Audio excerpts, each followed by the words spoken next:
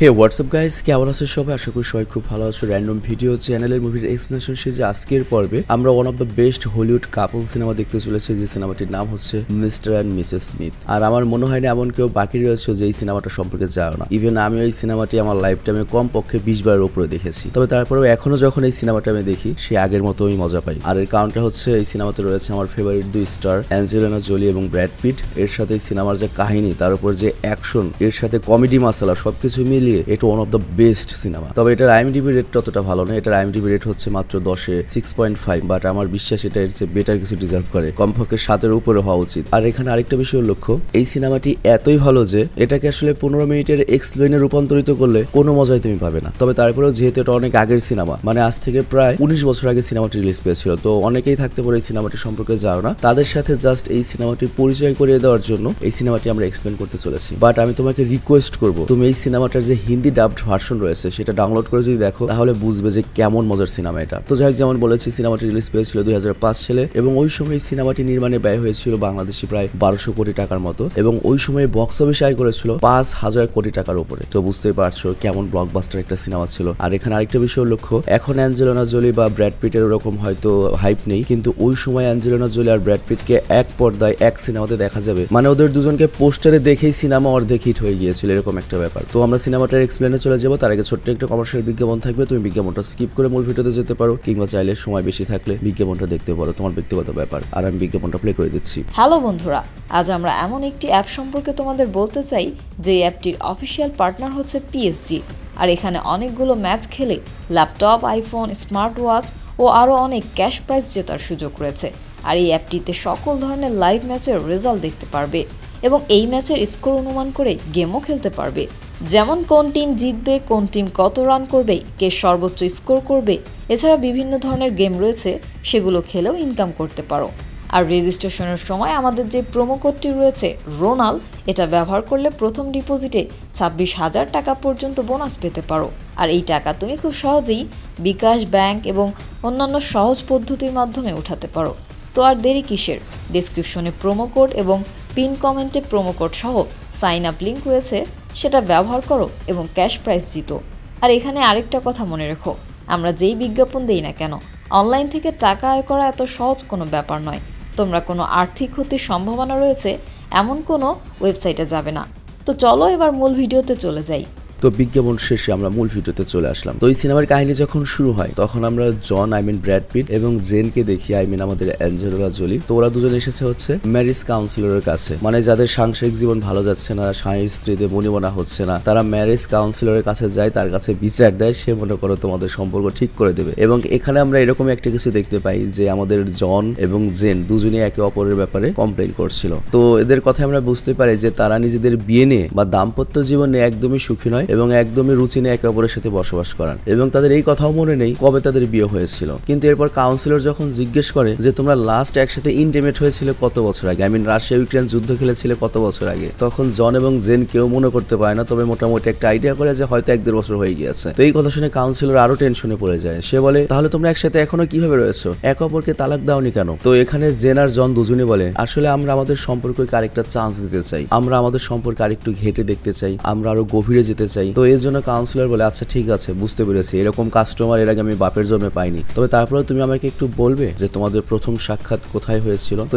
এরপর কাহিনী চলে যায় হচ্ছে ফ্ল্যাশব্যাকে, আজ থেকে মোটামুটি 5-7 বছর পূর্বে, যেখানে আমরা জনকে কলম্বিয়ার বাগোটা শহরে দেখি এবং সে ওখানের একটা হোটেল এন্ড বারে ছিল, কিন্তু তখন সেখানে পুলিশ আসে তল্লাশির জন্য। অ্যাকচুয়ালি পুলিশরা খবর পেয়েছে যে এখানে কোনো একটা গন্ডগোল হতে চলেছে। তো এই জন্য তারা এই রেস্টুরেন্ট বারের সকল লোকজনদের জিজ্ঞাসাবাদ করছে, আর তারা টার্গেট করছে হচ্ছে যারা এখানে একা রয়েছে তাদেরকে, কিন্তু কাপল যারা রয়েছে তাদেরকে কোনো জিজ্ঞাসাবাদ করছে না, তাদেরকে ছেড়ে দিচ্ছে। তো এইদিকে আমাদের জন একা এসেছে। তো জন তখন বুঝতে পারে যে আমি যদি পুলিশের হাত থেকে বাঁচতে চাই, পুলিশের জিজ্ঞাসাবাদ থেকে বাঁচতে চাই, আমাকে কোনো একটা মেয়েকে খুঁজতে হবে। আর ওইদিকে তখন আমরা জেনকে দেখি, যাকে অলরেডি পুলিশের জিজ্ঞাসাবাদ করা শুরু করেছে সিঙ্গেল বলে। আর জেনও একই ধরনের সমস্যায় ছিল, ও একটা ছেলেকে খুঁজছিল। তো তখন ওদের দুজনের চোখ পড়ে দুজনের উপর এবং দুজনেই মনে করো চোখে চোখে কথা বলে ফেলে, এবং তখন আমাদের জন গিয়ে করে কি জেনকে বাঁচিয়ে নিয়ে আসে এবং এমন একটা ভান করে তারা কাপল, এবং তারপর তারা করে কি সাইডে একটা রুমে চলে আসে, কিছু করে না কিন্তু দরজার কাছে দাঁড়িয়ে দাঁড়িয়ে পুলিশদেরকে শোনায় যে আমরা এত রোমান্টিক, এতদিনের সম্পর্ক। তো এভাবেই তাদের সম্পর্ক চলতে থাকে এবং মিথ্যা সম্পর্ক মানে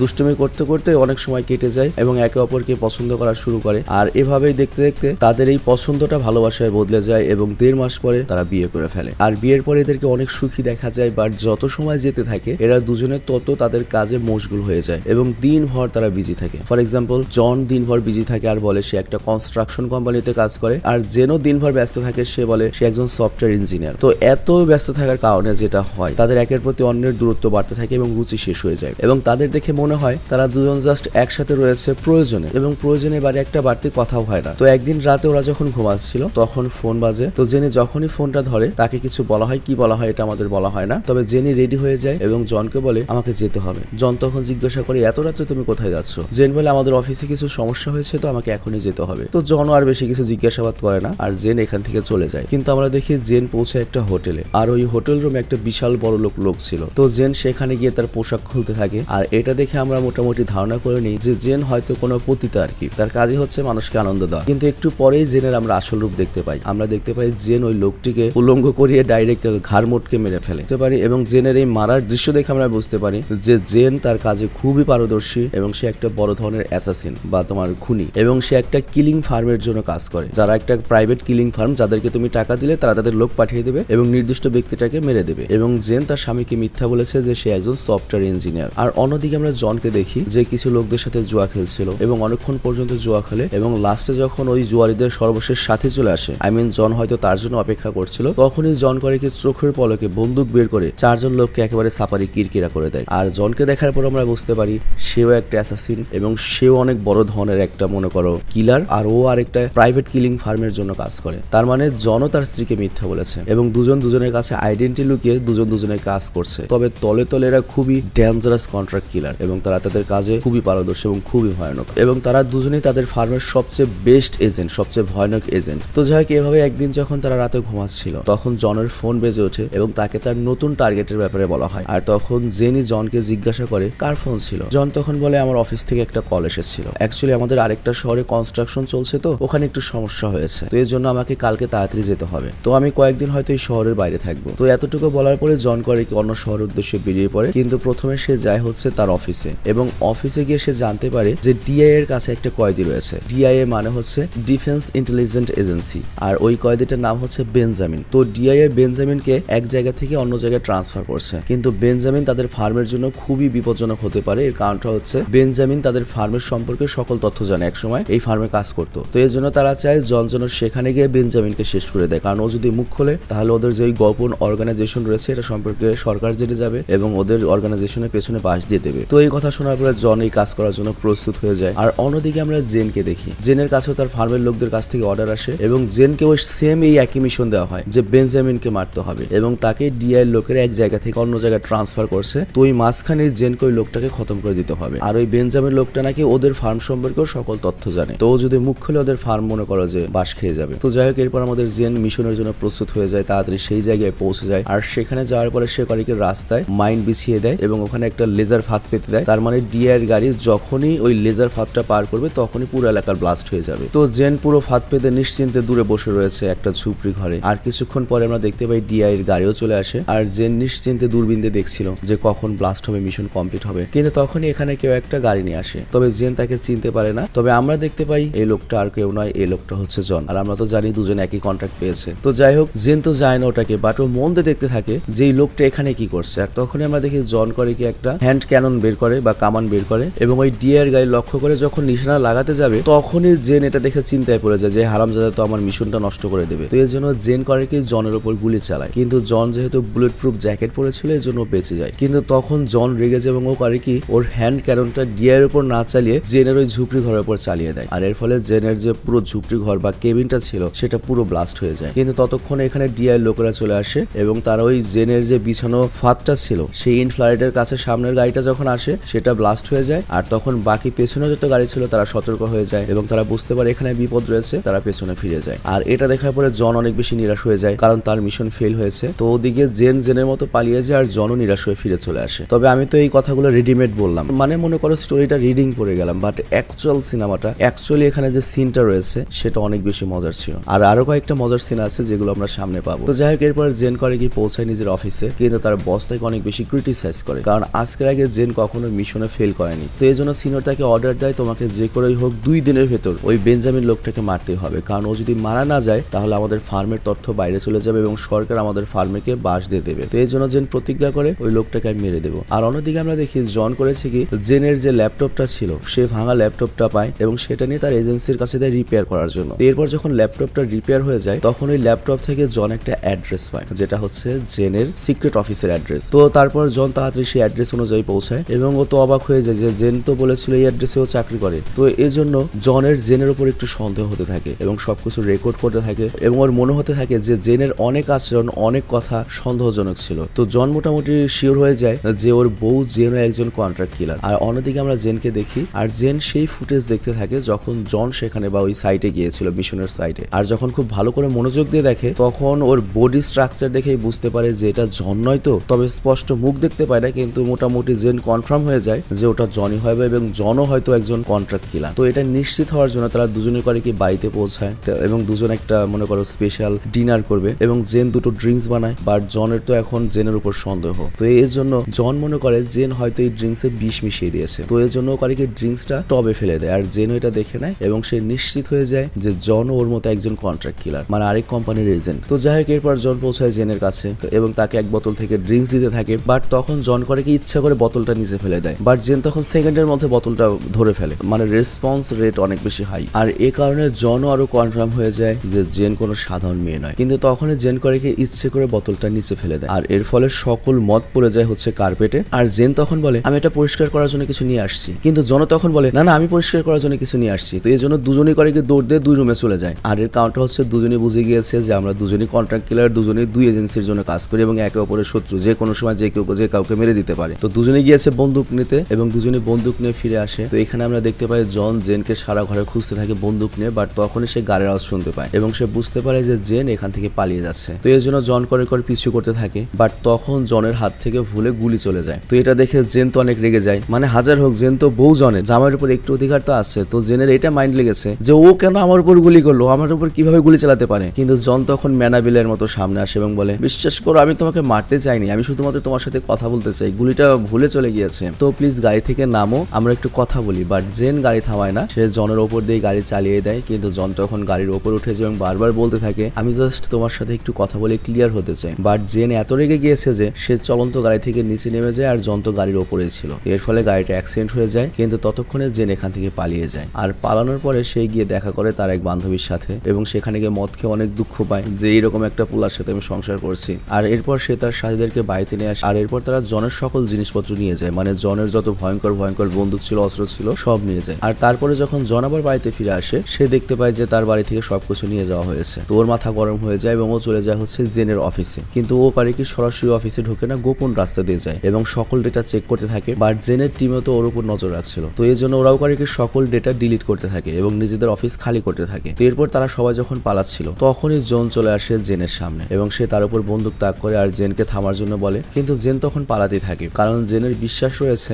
যে জন তার উপর গুলি চালাতে পারবে না। এবং আমরা দেখতে পাই সত্যি সত্যি জন জেনের উপর গুলি চালাতে পারে না এবং জেন সেখান থেকে পালিয়ে যায়। বাট এই ঘটনায় জন অনেক বেশি আপসেট এবং অনেক বেশি রেগে যায় এবং জেনকে বলে তুমি একটা কিলার হয়ে এত ভীত হতে পারো কিভাবে, আমি জাস্ট তোমার সাথে কথা বলতে চেয়েছিলাম। কিন্তু জেন কোনো রেসপন্স করে না, এখান থেকে পালিয়ে যায়। তো যাই হোক, এরপর জন করে কি অফিসের তল্লাশি নিতে শুরু করে। আর এখানে জন এই ফার্মের সবকিছু সম্পর্কে জানতে পারে যে কোথায় কোথায় এটা শাখা রয়েছে। তো এই তথ্যের উপর ভিত্তি করে পরের দিন জন পৌঁছায় অফিসের আরেকটা ব্রাঞ্চে। তো যখন লিফট করে উপরে যাচ্ছিল তখনই জেন ওকে দেখে ফেলে এবং লিফট বন্ধ করে দেয় এবং বলে তুমি এখন এখান থেকে ফিরে যাও, যদি পারো শহর ছেড়ে যাও, সবচেয়ে ভালো হবে তুমি দেশ ছেড়ে যাও, তাহলে হয়তো তুমি জীবিত থাকবে। বাট জন তখন বলে আমি তোমাকে ভয় পাই না, তোমার যা ইচ্ছে তাই করো, আমি শুধুমাত্র তোমার সাথে একবার কথা বলতে চাই, তুমি যতক্ষণ না পর্যন্ত কথা বলবে আমি ততক্ষণ এই লিফটেই থাকবো। কিন্তু জেন তখন বলে এতে আমার কিচ্ছু যায় আসে না, মানে এ হলো পোলা মানুষ আর মেয়ে মানুষের পার্থক্য, পোলারা একটু বেশি আবেগী হয়। তো যাই হোক, এখানে জেন আরো বলে তুমি হয়তো জানো না এই লিফট আমরা বোমা লাগিয়ে রেখেছি, আমরা যদি চাই এই লিফটকে এখনই নিচে ফেলে দিতে পারি। বাট জন তখন বলে আমি মরতে ভয় পাই না। আর জেন তখন বলে আচ্ছা ঠিক আছে আমি দেখছি। কিন্তু জেন এই কথা বলার সাথে সাথে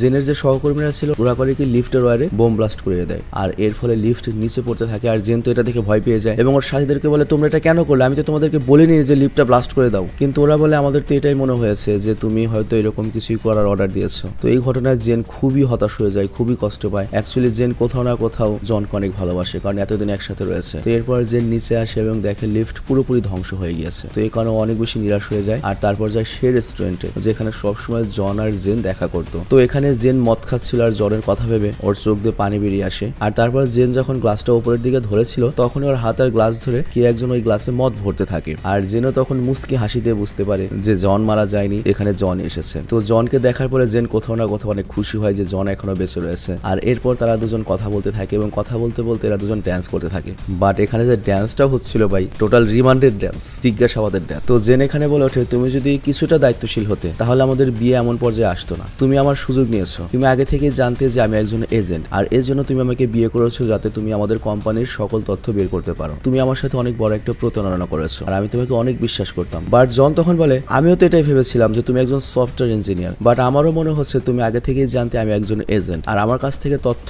জানার জন্য আর আমার এজেন্সির তথ্য হাসিল করার জন্য তুমি আমাকে বিয়ে করেছো। মানে একে অপরকে ব্লেম দিতে থাকে। কিন্তু এক পর্যায়ে জেন অনেক হতাশ হয়ে যায় এবং সেখান থেকে চলে যায়। বাট জন জেনের পিছু করতেই থাকে। আর কিছুক্ষণ পরে জেন পৌঁছায় সেই বাড়িতে যে বাড়িতে ওরা একসাথে থাকতো। আর যখনই জেন ঘরের ভেতরে যায় তখন জনও সেখানে চলে আসে। আর তখন জেন জনকে বলে, তুমি কি জানো আমার এজেন্সি আমাকে 48 ঘন্টা সময় দিয়েছে তোমাকে শেষ করে দিতে, কারণ আমি যদি তোমাকে শেষ করে না দিই ওরা আমাকেই শেষ করে দেবে। আর এর কারণটা হচ্ছে তুমি আমাদের এজেন্সির সম্পর্কে অনেক তথ্য জেনে গিয়েছো। আর জন তখন বলে, দেখো আমাদের দুটো এজেন্সির চিন্তা ভাবনায় কতটা মিল। আমার এজেন্সিও আমাকে সেম একই কথা বলেছে যে 48 ঘন্টার ভেতর তোমাকে মেরে ফেলতে হবে, তা না হলে আমাকেই তারা মেরে ফেলবে। তো এই প্রেম থেকে তাদের শুরু হয়ে যায় ফাইট, এবং এই সিনেমার one of the best fight এবং হলিউডের ইতিহাসে one of the best couple fight হচ্ছে এটি ভাই। মানে আমরা অনেক কাপল ফাইট দেখেছি, খামসি করে, কিলাকিলি করে, বাট এটা ভাই অন্য লেভেলের একটা ফাইট। মানে তোমার ডেফিনেটলি এই সিনেমাটা দেখা উচিত, না হলে অন্তত ইউটিউবে গিয়ে সার্চ দিয়ে এই ফাইটটুকু দেখা উচিত। মানে এটা যে ফাইট, এটা আসলে এক্সপ্লেন করে তোমাকে মজা দেওয়া পসিবল না। আর এর জন্যই আমি এখানে একটু আজের কথা বেশি বললাম, যাতে আমাদের যে এডিটর রয়েছে তারা এখানে ফাইটের বেশ কিছু অংশ আমার কথা বলতে বলতে কাভার করতে পারে, তোমাদের বেশ কিছু অংশ দেখাতে পারে। তো যাই হোক, এখানে বুঝতে হবে দুজনে কিন্তু ভয়ঙ্কর খুনি এবং খুবই স্কিল্ড। তো তারা ভয়ঙ্কর সব অস্ত্র দিয়ে একে অপরকে মারতে গিয়ে পুরো ঘর তছনছ করতে থাকে এবং একটা পর্যায়ে তো মনে করো ব্লাস্টও হয়। মানে সবকিছু শেষ এবং মুহূর্তের মধ্যে পুরো ঘর আবর্জনা হয়ে যায়। আর লাস্টে আমরা দেখতে পাই যে তারা একে অপরের উপর বন্দুক তাক করে দিয়েছে, কিন্তু তাদের দেখে মনে হচ্ছে তারা কেউ কারো উপর গুলি চালাতে পারবে না। কিন্তু আমরা দেখতে পাই জন আগে নিজের বন্দুকটা নিচে নামিয়ে এবং বলে, আমি তোমার উপর কখনোই গুলি চালাতে পারবো না। তো এখানে আমাদের জন আবারও প্রমাণ করে যে মায়া মানুষের চেয়ে পোলা মানুষের মনটা একটু নরম বেশি। তো যাই হোক, এখানে আমাদের জন আরো বলে, আমার কাছে আগেই সুযোগ ছিল, কিন্তু আমি যদি মরেও যেতাম তারপরও আমি তোমার উপর গুলি চালাতে পারতাম না। তো এই কথা শোনার পরে জেন কিছুটা ইমোশনাল হয়ে যায়। তো এরপরে জেন করে কি জনকে কিস করতে শুরু করে আর জনও কিস করতে শুরু করে এবং বুঝতেই পারছো এরপর তাদের শুরু হয়ে যায় আরেক ফাইট, যে ফাইটটার নাম দিয়ে আমরা রাশিয়া ইউক্রেন ফাইট। তো ওদের রাশিয়া ইউক্রেন ফাইট মোটামুটি যখন শেষ হয়ে যায় তখনই ডোরবেল বাজে আর দেখা যায় দরজায় ওদের প্রতিবেশীরা এসেছে এবং পুলিশ নিয়ে এসেছে। তো একটা প্রতিবেশী জিজ্ঞাসা করে, তোমাদের ঘর থেকে অনেক ভাঙাচোরার আওয়াজ এসেছিল, এমন মনে হচ্ছে তোমাদের পুরো ঘর ভেঙে চলে যাচ্ছে। তো জন তখন বলে, আসলে আমরা দুজন তো একটু প্রেম করছিলাম, আর প্রেমে তো জিনিসপত্র ভাঙচুর হবেই, তো বুঝতেই পারছো কি বুঝিয়েছে। তো এটা শোনার পরে পুলিশের প্রতিবেশীরা সবাই হাসতে থাকে এবং এখান থেকে চলে যায়।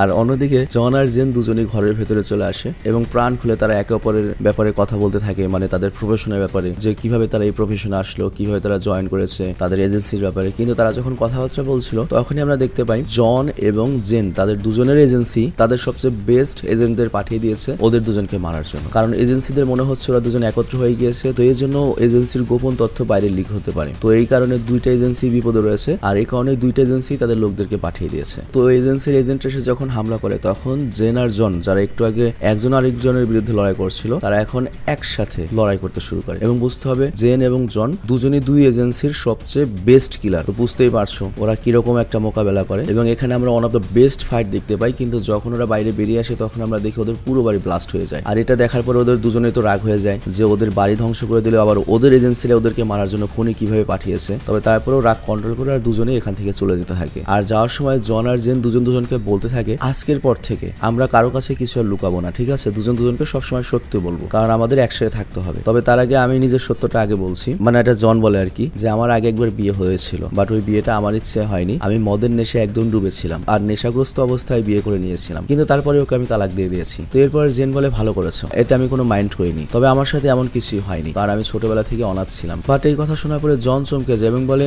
তাহলে আমাদের বিয়েতে তোমার বাবা ওটা কে ছিল? তখন জেন বলে, আরে ওটা আমার আসল বাবা ছিল না, ওটা জাস্ট একটা অ্যাক্টর ছিল, আমি তাকে টাকা দিয়ে ভাড়া করে এনেছিলাম আমার বাবার অভিনয় করার জন্য। তো জন এটা শুনে চমকে যায়। তবে এই কথার মধ্যে যে ফাইট গুলো হয় ভাই, মানে এখানে যে কার চেজিং এর যে ফাইটটা ছিল one of the best fight. মানে আমি তো বলেছি যে এই সিনেমার বেশ কয়েকটা জায়গা বেশ কয়েকটা মানে অসাধারণ ফাইট রয়েছে, বিশেষ করে BMW চেজিংটা মানে অসাধারণ ছিল ওই সময় যখন আমরা দেখেছিলাম ছোটবেলাতে। তুমি জাস্ট চিন্তা করো এই সিনেমাটা এখন দেখলেও তোমার কাছে মনে হবে যে ভাই কি সিনেমা বানাইছে, কিন্তু এই সিনেমা যখন আমরা আজ থেকে প্রায় 20 বছর আগে দেখেছি তখন কেমন লেগেছিল এই সিনেমাটা দেখে। তো যাই হোক, জন আর জেনের পিছনে এত মনে করো যে এজেন্ট লেগে রয়েছে, এই জন্য জন করে কি তার সবচেয়ে ঘনিষ্ঠ বন্ধু এডিকে কল করে এবং তার সাথে দেখা করে। তো এডিকে জিজ্ঞাসা করে যে ঘটনা কি বন্ধু। তো এডি বলে দেখো তোমাদের দুজনের এজেন্সি তোমাদের জীবনের পেছনে লেগে গিয়েছে, তারা খুব শীঘ্রই তোমাদেরকে মেরে ফেলবে, কারণ তারা মনে করছে তোমরা দুজনেই তোমাদের দুই এজেন্সির তথ্য খুব তাড়াতাড়ি এক্সচেঞ্জ করবে এবং বাইরে চলে যাবে তথ্য, আর এই কারণে দুইটা এজেন্সি বিপদে পড়ে যাবে। আর তারা আমাকে $4 লাখ অফারও করেছিল আমি যেন তোমাকে মেরে ফেলি, বাট আমি সেই টাকাগুলোকে রিজেক্ট করেছি। তবে আমার মনে হয় তোমাদেরকে বাঁচানোর একটা উপায় রয়েছে, সেটা হচ্ছে তোমরা যদি বেঞ্জামিনকে ধরতে পারো আর এজেন্সিকে ধরিয়ে দাও তাহলে হয়তো তোমাদের এজেন্সি আবার তোমাদের উপর বিশ্বাস করবে এবং তোমাদেরকে ছেড়ে দেবে। আর এই কথাটা জন এবং জেন দুজনের কাছে সঠিক বলে মনে হয় এবং তারা প্ল্যানিং করে যেভাবেই হোক বেঞ্জামিনকে ধরে আনবে। তো এই জন্য তারা পৌঁছায় হচ্ছে DI এর জেলে এবং তারা তাদের কিডন্যাপিং এর পারদর্শিতা দেখায়। মানে এখানেও বেশ কিছু ফাইট ছিল। তো ফাইনালি তারা বেঞ্জামিনকে নিয়ে আসে একটা হোটেলে এবং ওকে হুমকি ধামকি দিতে থাকে এবং বলে যে ঘটনা কি সত্য কথা বল, যে আমাদের দুইটা এজেন্সি তোর পিছনে কেন লেগে রয়েছে, কি এমন বিশেষ ব্যাপার রয়েছে তোর কাছে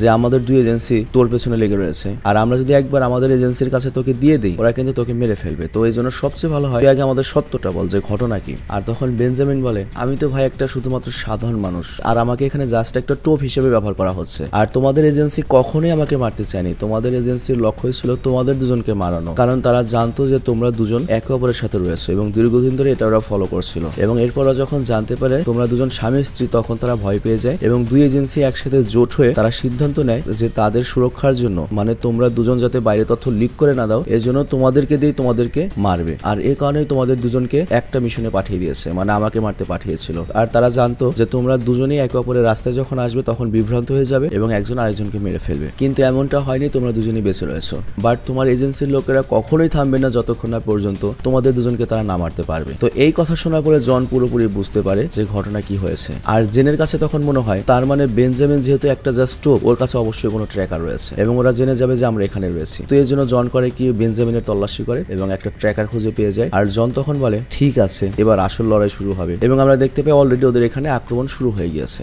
আর জন তখন বলে ঠিক আছে এজেন্সি যেহেতু আমাদের পেছনে লেগে রয়েছে আমরা ওদের পেছনে লাগবো, ওদেরকে এবার আমরা শেষ করবো যাতে কেউ আর বেঁচে না থাকে আমাদের পেছনে আসার জন্য। এইটা বলার পর ওরা করে কি ট্র্যাকার নিয়ে হাতিয়ারের গুদামে চলে যায় এবং নিজেদের সব ভয়ঙ্কর হাতিয়ার একত্রিত করে। আর যেহেতু ওদের কাছে ট্র্যাকার ছিল সেই ট্র্যাকারটা ট্র্যাক করতে করতে দুইটা এজেন্সির লোক এখানে চলে আসে। আর তারপর শুরু হয়ে যায় এই সিনেমার আরেকটা বেস্ট ফাইট। আর এখানে মোটামুটি এই ফাইটের মধ্যেও আমাদের জন এবং জেনের একটু পাল্লাপাল্লি ছিল যে কে সবচেয়ে ভালো ফাইট করতে পারে, কে সবচেয়ে বেশি মারতে পারে। এবং আমরা দেখতে পাই ওদের সামনে কেউ টিকতেই পারে না। এবার ওরা এমন ভাবে বন্দুক চালাচ্ছে ওদের দেখেই বোঝা যাচ্ছে যে ওরা কত বেশি এক্সপার্ট। আর ওরা এমন ভাবে বন্দুক চালার, এমন ভাবে ট্রিগার চাপে দেখে মনে হয় এটা ওদের প্রতিদিনের কাজ। তো যাই হোক ওরা পুরোপুরি ছিল আনস্টপেবল। আর এ কারণে এই মুহূর্তের মধ্যে ওরা চারদিকে লাশের বন্যা বিছিয়ে দেয় এবং পিঁপড়ার মতো এজেন্টদেরকে মারতে থাকে এবং লাস্টে পুরো দুইটা এজেন্সি ধ্বংস করে দেয়। আর তারপর ওরা স্বস্তির নিঃশ্বাস ফেলে যে ওদের পেছনে আর কেউ লেগে নেই বা যদি কেউ বেঁচেও থাকে লাগার আর সাহস করবে না। তো এরপর এভাবে কিছুদিন যেতে থাকে। তবে তাদের সম্পর্কের আর উন্নতি হয় না, মানে ওই যে মাঝখানে অবিশ্বাস হয়ে গিয়েছিল সেইটার আর উন্নতি হয় না। কিন্তু ওরা একজন আর একজনকে আবার ভালোবাসে, আলাদাও হতে চায় না, মানে ওদের রিলেশনশিপটা খুবই কমপ্লিকেটেড হয়ে গিয়েছে। তো এই কারণে ওরা মূলত এসেছে ম্যারেজ কাউন্সিলের কাছে যাতে তারা বিবাহিত জীবনে সুখী হতে থাকে। মানে সিনেমা শুরুতে যে আমরা দেখেছিলাম আর এতক্ষণ তো পুরো আমরা গল্প শুনলাম ওদের। তো এখন ম্যারেজ কাউন্সিলর জিজ্ঞাসা করে তোমরা কি সুখী তোমাদের লাইফে, তোমরা কি একসাথে থাকতে চাও? তো এই পুরনো গল্প মনে করার পরে জন এবং জেন দুজনই খুব খুশি হয়ে যায় যে না আমরা দুজন খুব সুখী এবং আমরা সবসময় একসাথেই থাকবো। আর তারপর কাউন্সিলর আমাদের অ্যাঞ্জেলিনা জোলিকে জিজ্ঞাসা করে তুমি তোমার স্বামীকে রাশিয়া ইউক্রেন যুদ্ধের পারফরমেন্সে 10-এ কত নাম্বার দেবে? অ্যাঞ্জেলিনা জোলি তখন বলে 10-এ অবশ্যই 10 দেবো। আর এখানে এই সিনেমাটা শেষ হয়ে যায়। আর এই সিনেমার একটা মজার ফ্যাক্ট বলি, এই সিনেমা করতে গিয়ে কিন্তু অ্যাঞ্জেলিনা জোলি এবং ব্র্যাড পিটের সম্পর্ক হয়েছিল এবং তারপর তারা একসাথে থাকতে শুরু করে এবং এরপর 2014 সালে তারা বিয়েও করেছিল। আর ওরা নর্মালি বিয়ে করে না কিসের জন্য, ওদের বিয়ে করলে ডিভোর্স দেওয়ার সময় কন্যাকে 50% সম্পত্তি দিয়ে দিতে হয়। এই জন্য বেশিরভাগ আমেরিকানরা বা ওয়েস্টার্নরা কখনো বিয়ে করে না, ওরা গার্লফ্রেন্ড বয়ফ্রেন্ড হিসেবে সারাজীবন কাটিয়ে দেয়। তবে অ্যাঞ্জেলিনা জোলি আর ব্র্যাড পিটের সম্পর্কে কিন্তু বেশি দিন টেকেনি। 2014-তে বিয়ে করেছে, 2016-তেই তারা আবার ডিভোর্স নিয়ে নিয়েছে। তবে তার আগে তারা একসাথে 12 বছর ছিল। আর অ্যাঞ্জেলিনা জোলি আর ব্র্যাড পিট বিয়ে করার আগে অ্যাঞ্জেলিনা জোলি এর আগে 2টা বিয়ে করেছিল আর ব্র্যাড পিট বিয়ে করেছিল একটা। মানে এটাই হচ্ছে ওদের লাইফ। আসলে সমস্যা হচ্ছে কি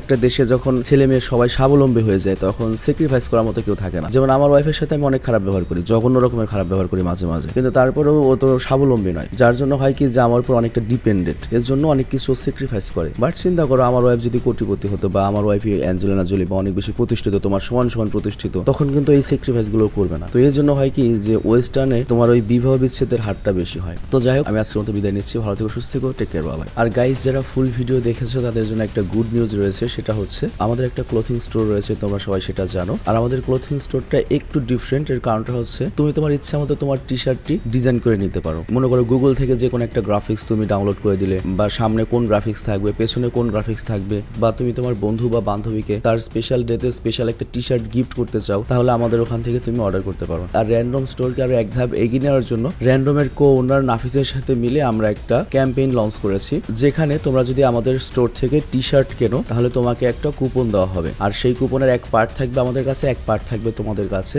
এবং এই ক্যাম্পেইনটা চলবে হচ্ছে 3 মাস পর্যন্ত। এবং এই 3 মাস পরে আমরা সেই কুপনগুলো নিয়ে লাইভে এসে লটারি করব। আর ওই লটারির মাধ্যমে আমরা অনেক ধরনের পুরস্কার দিতে চলেছি। যেমন এর মধ্যে রয়েছে একটা জিক্সার মোটরসাইকেল, একটা আইফোন, এছাড়াও নগদ 20,000 টাকাও পুরস্কার থাকবে। তার সাথে আরো ছোট বড় অনেক পুরস্কার থাকবে। তো আমি আশা করছি তোমরা সবাই এই ক্যাম্পেইনে অংশগ্রহণ করবে, অন্তত একটা টি শার্ট কিনে হলো, এবং আমাদের এই ক্যাম্পেইনটা সফল করতে সহায়তা করবে। আর আরো বিস্তারিত জানতে তুমি আমাদের পেজে চলে যাও। পেজের লিঙ্কটা আমি দিয়ে দিয়েছি ডিসক্রিপশনে, র্যান্ডম স্টোরের লিঙ্কটা। এবং ওখানে আমাদের র্যান্ডম স্টোরের যে কো ওনার, সে ভিডিওর মাধ্যমে সবকিছু তোমাকে বুঝিয়ে বলবে। তো রিকোয়েস্ট থাকলো তোমরা একবার র্যান্ডম স্টোরে যাও এবং সেখান থেকে পুরো প্রসেসটা জেনে নাও, এবং অবশ্যই এই ক্যাম্পেইনটা সফল করো। তো আমি বিদায় নিচ্ছি। ভালো থেকে সুস্থ থেকো, টেক কেয়ার, বাই।